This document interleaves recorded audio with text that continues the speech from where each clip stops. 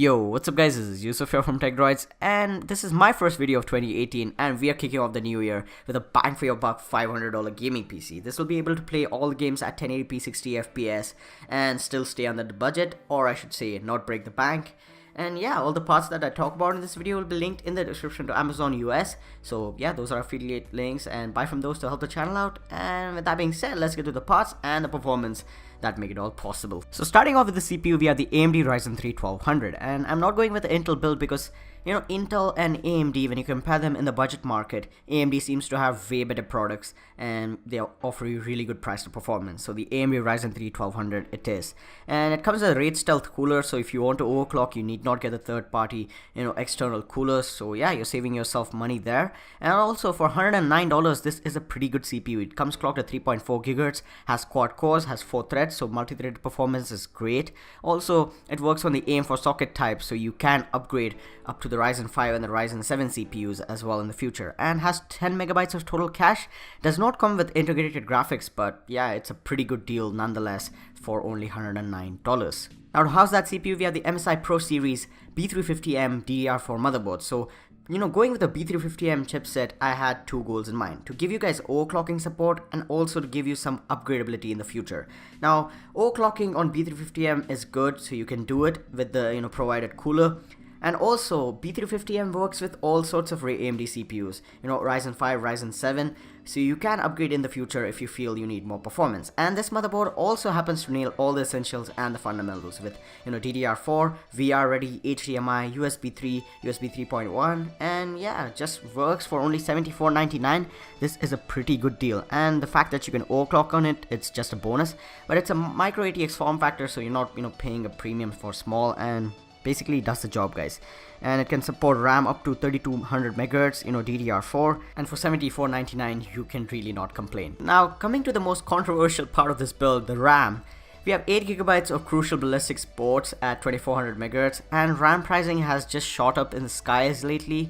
So you'll get this 8GB DIMM for about $90, and I cannot guarantee it will stay on this price. It can go up or come down, but yeah, just be quick and get this stick of RAM as far as you can. I'll also link cheaper RAM in the description down below, but that will not look as cool as this one does, but it'll perform basically the same. But yeah, 8GB is more than enough in 2018 as well as for the upcoming games, so you'll be able to do some really good gaming, decent productivity, video editing and things like that. But if you want more RAM in the future, you can surely upgrade, as a motherboard supports up to 32GB. So yeah, you can surely go ahead and add more RAM for $90. It's not the best bang for your buck thing, but yeah, you'll have to deal with it because yeah, it looks good. Next up for storage, we have the 1TB WD Blue SATA hard drive, 6GB per second speeds, 7200 RPM, 64 megabytes of cache, and that 3.5-inch small form factor. This is one of the best things you can buy in your life.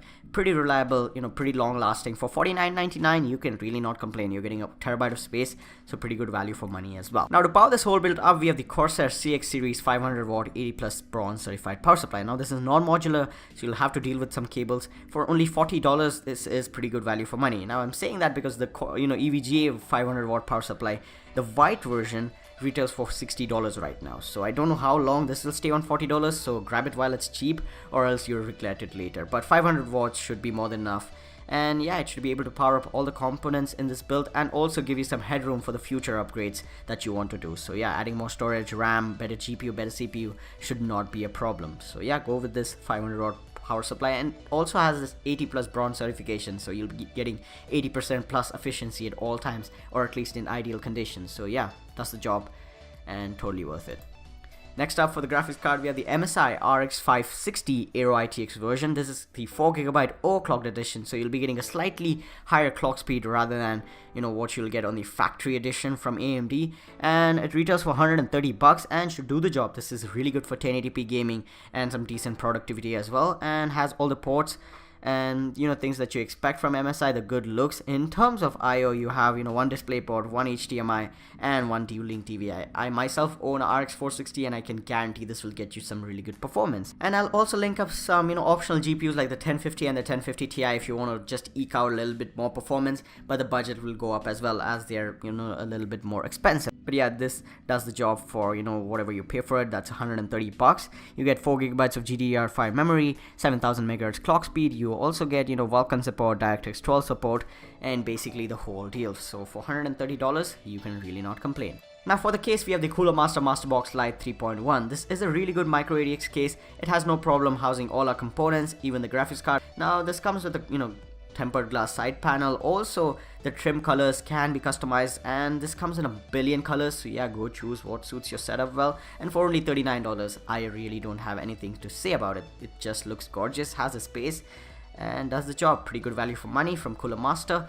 And that kind of wraps it up, guys. Thanks a lot for watching this $500 build, and yeah, it should do the job for all the gaming and, you know, productivity you want to do under a budget in 2018. So yeah, all the parts are linked in the description down below. Check it out, buy from those to help the channel out. And thank you guys for watching this video. Big thumbs up will be appreciated. Comment down below what, you know, changes you would make to this build, or if you're interested in buying one, and also any sort of questions you might have, just drop it in the comments down below. Subscribe to the channel, turn on notifications so that you don't miss out on uploads, and I'll catch you guys in the next one. Peace out.